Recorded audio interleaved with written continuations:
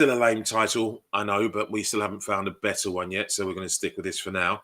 Before we go into that, just to give you a quick heads up for those new to who we are, LiveSquawk News is an audio news service.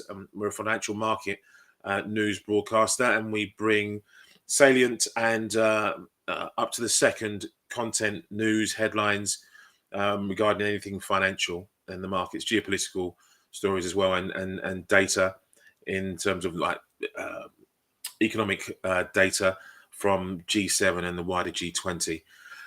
We've been going back 20 years, and part of what we want to try and do is make the world of trading and investing a little bit easier for you guys out there, and bring you guests and previews and just little data pops so you can get a better grasp of what's happening and what's going on in the markets, whatever it is you trade, whatever asset class you look at. Anyway, that's us over. If you want to trial the service, if you go to livesquawk.com, and you can get a free trial of the service. I think it's about a week, sometimes 2 weeks, if we're feeling generous, and just see what we do, see if it's something that might help your trading day or your investing. So that's that bit out of the way. Today we're going to take a look at the impending Q3 earnings season, and to try and help navigate what can be a busy and volatile time for stock indices and single stock traders. To help guide us through, I'm joined by Wall Street Horizon's Christine Short. I'll give her full title, Head of Research at Global Corporate Events at Wall Street Horizon, which is a TMX company. So at this point, I'd like to introduce Christine. Hello, Christine. How are you? Yes. Hi, Harry. I'm great. Thank you so much for having me. Also, no, thank you very much for agreeing to take part in today's show. I call it a show. Is it a show? No, not really. It's not that entertaining, but sure. We try and be educational, put it that way. Christine, as you may have heard from the intro there, we're looking at the Q3 earnings season, which should kick off any time now. And we want to just give a little bit of, we brought you on because you'll be your perfect sort of guest to sort of walk us through what to look for and what's expected from the third quarter numbers, as I said, coming up this season. Just a couple of questions to start with. When exactly does the earnings season start? Well, technically we're in it because we've had a few companies report. We've had Nike, we've had ConAgra. I'm talking specifically S&P 500 companies, but the unofficial kickoff to the season when things really get going, it starts with the big banks, the 6 big U.S. banks, which for the Q3 season begins next Friday, October 11th. We've got JP Morgan, Citigroup, and Wells Fargo. And then it usually continues into the next week, which we would see the investment banks, Morgan Stanley, Goldman Sachs, Bank of America, and then a slew of other smaller financial names from the S&P 500. But we always say the unofficial kickoff is when JP Morgan begins. And for this season, that's next Friday, October 11th. Awesome. Thank you very much for that. Here's that one up. And so leading into maybe we don't need to start with the banks, but generally, what's the general feeling that you think in terms of expectations about how corporate earnings will fare this quarter? Yeah, so currently the expectations are for S&P 500 growth of just shy of 5%. That's both top and bottom line. If we get that for the top or for the bottom line, that would be the 5th consecutive quarter of positive growth. That's, of course, after in the wake of COVID-19 pandemic, we did have several down quarters. So we're continuing on, positive growth trajectory, although that's about half of what we saw in the second quarter. So we are down, but still positive expectations. And I have to say, analysts have really been ratcheting down those estimates a bit, which is normal. Every time we get into an earnings season, companies issue their own guidance, which tends to be quite conservative, right? Because they want analysts to pull their estimates back so that when they do report, everyone's surprised, there's a pop in the stock. So it's this cycle that anyone that follows earnings becomes very familiar with. What was interesting is leading into the Q2 season that we just ended, analysts didn't really touch their estimates. They only pulled them down about 0.5%. Which was historically very low. Typically, we see them come down by like 3%. And so by not pulling them down, while we still saw like 80% of the S&P 500 beating EPS expectations, they didn't do so by very much, maybe a penny or two for some of these names. And investors didn't seem to like that. They didn't respond very well to companies that showed positive earnings surprises. They rewarded them less than usual. And then on the other side, negative surprises, they actually punished more than usual. So I actually think by analysts ratcheting down estimates, I think they've done so by about 3.5% since July, setting up to be actually a very good earnings season as far as beats are considered. It's a good catalyst for better earnings and revenue beats for Q3, and that one that investors respond more favorably to. So I think you might see a little more stock market movement around this earnings season than you did last earnings season, which is, could be a good thing. So again, so how preemptive do you think the markets have taken for the indices, for example? Preemptively, do you think we've seen a bit more? Listen, we'll get into the geopolitical issues and the risks around equities in a short bit. But do you think there's been any preemptive bidding into this earnings season based on your theory? Yeah, I think at this point, we're a week out from the earnings season beginning, so this should all be priced in. But like you said, it's pretty mucked up now by other things that are going on, specifically tensions in the Middle East. We've seen oil prices spike up a bit here. Crude's up about 5%. Also on the home front, we have I'm based in New York. East Coast ports are down for the third day in a row. JP Morgan has estimated that is costing U.S. economy $5 billion per day. That's 6% of U.S. GDP. So you're seeing a lot of that factored into the markets today. Markets are down. It's Thursday. Markets are down today. And I think we're kind of in wait and see mode to see what happens tomorrow morning. We get a big jobs report for September that could potentially loosen things up. So you're getting a lot of things in here today that's impacting stocks. Next week, I think more investors will turn their attention towards earnings. But as far as the 5% growth expectation, that's probably already been priced in there. So you don't see a lot of wiggle room in terms of them moving that around based on these short-term factors. Obviously, I guess that the calculations have been done based on the company and themselves and their company performance, and so that's fairly set in stone in terms of what we might see currently in terms of the risks that we're seeing at the moment. And that would it be right to say that probably would feed into Q4 and beyond in terms of performance? Yeah, well, what I'll say is that 5% is definitely not set in stone because I mentioned that analysts have ratcheted down. We tend to see that number will grow, right? Because 80% of companies will all act like we're surprised about it, but we'll probably see closer to 8% growth for the third quarter.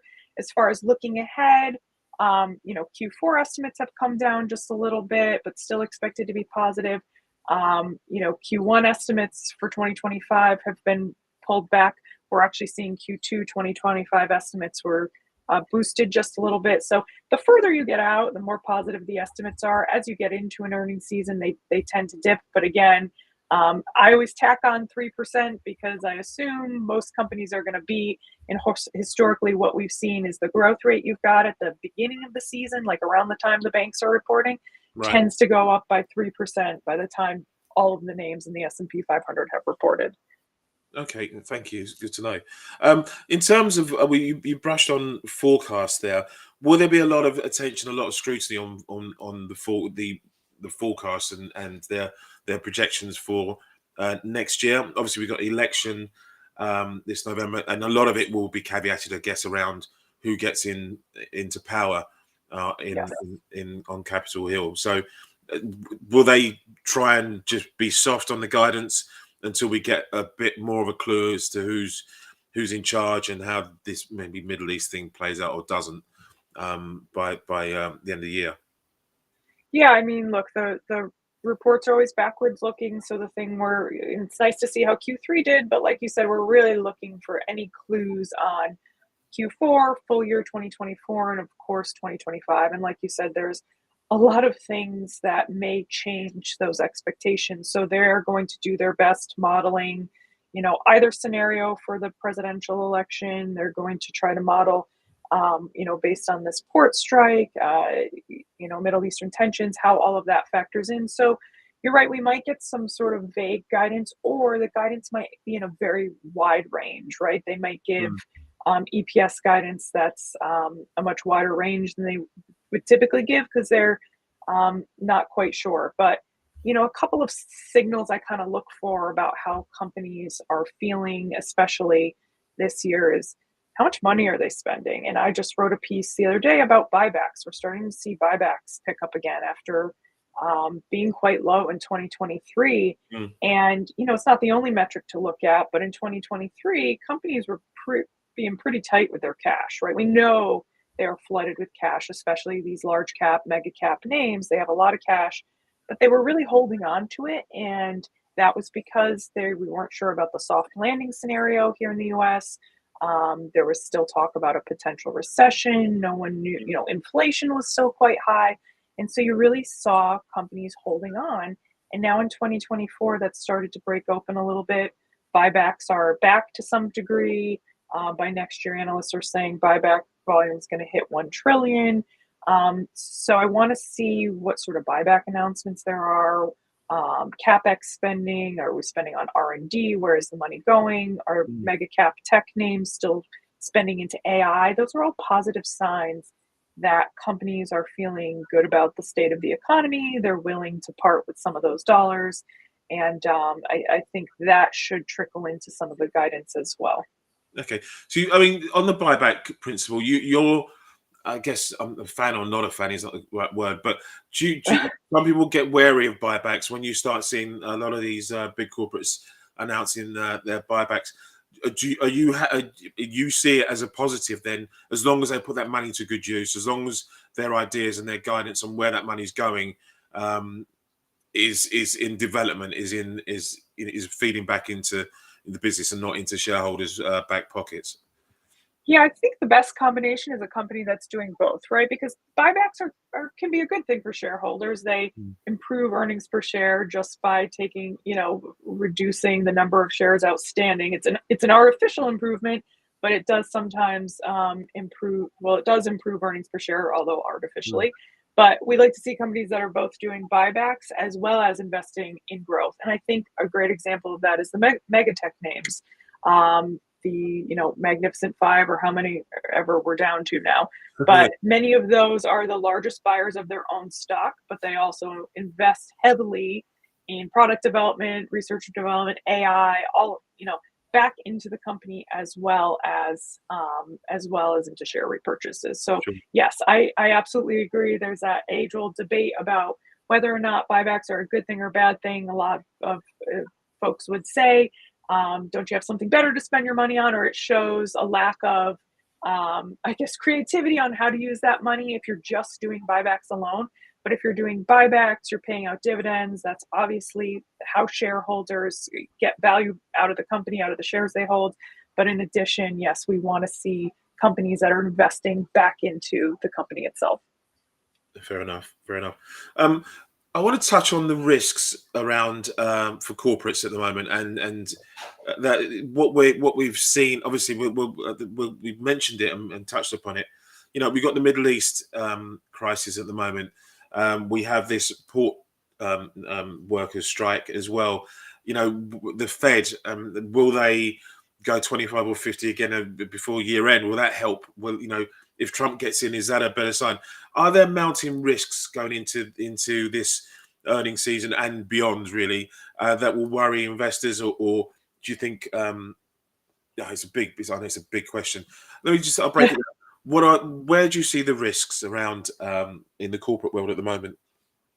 Yeah, so it's dependent on sector, but as you pointed out, certainly the energy names will be talking about um, oil supplies and how that might be impacted.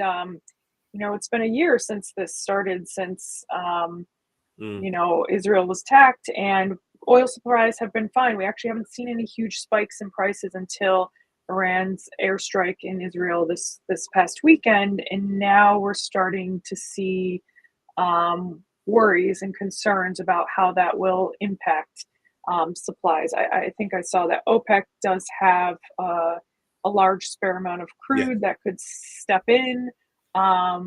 But traders are worried about supply disruptions, in the Strait of Hormuz, and so although this hasn't really been an issue for the last year, it's certainly something that's coming into light that could add a significant, risk premium to oil.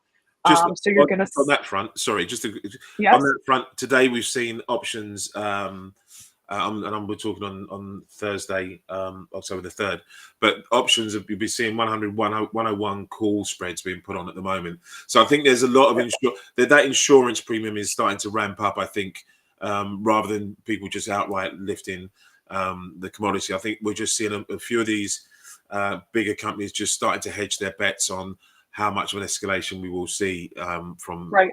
from this situation. Sorry, didn't mean to butt in. I just wanted to. No, that's a great. And just this week alone, U.S. crude's gained about 5%, and like I said, prices have been relatively stable over the last year. So certainly something that we'll be looking for comments for in the Q3 reports.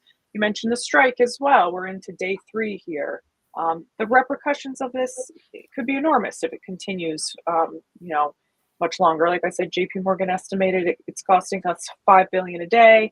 That's equivalent to 6% of U.S. annual GDP. We're heading into the holiday shopping season. It could be grim for retailers. I mean, I think most retailers, large, big box ones, have prepared. They learned after COVID with supply chain disruptions to stock up early. So I think the shelves are pretty well stocked. But if you look at some of the names that are being most impacted, that import most into the East Coast ports, it's names like Walmart, IKEA, Home Depot, Amazon, LG, so GM, autos and electronics. And so, it's going to lead to shipping delays. It's going to lead to price increases. And that's, we've just wrangled inflation here. Consumers are starting to feel a little bit better about costs, and to have those spike back up heading into what is the largest kind of shopping season of the year. I think the holiday shopping season accounts for 20% of all annual U.S. retail sales. Wow. It's not a great position for consumers who are already bargain driven. They're looking for value, and they're not going to be willing to shell out at higher prices. I mean, before this even happened, we were saying retailers are really going to have to offer deep discounts and big promotions this holiday season to lure shoppers in. Because although retail sales have been quite good, consumer sentiment is good. We know they are looking for a bargain, and they're holding on a little more, so they're not spending discretionary income as much as we typically do. So those are two things that we'll certainly be looking for. Like you said, U.S. presidential election, there's huge tax implications there depending on who wins. So I'm sure some analysts will be asking those questions on the calls, because some of these calls will be happening after the elections, because the peak season really begins like the last week of October, and you're still going to get a significant amount of reports into November after the election is held. So some of those calls will go from speculative to then we'll have an answer, and then analysts will actually be able to ask more pointed questions based on who actually won. So like you said, a whole lot going on, more than usual into an earnings season. So it just means you have to be paying extra attention to the commentary that these CEOs are given. Understood. Well, I want to sort of wrap up then. We've gone over the risks, but can you see any highlights from this season?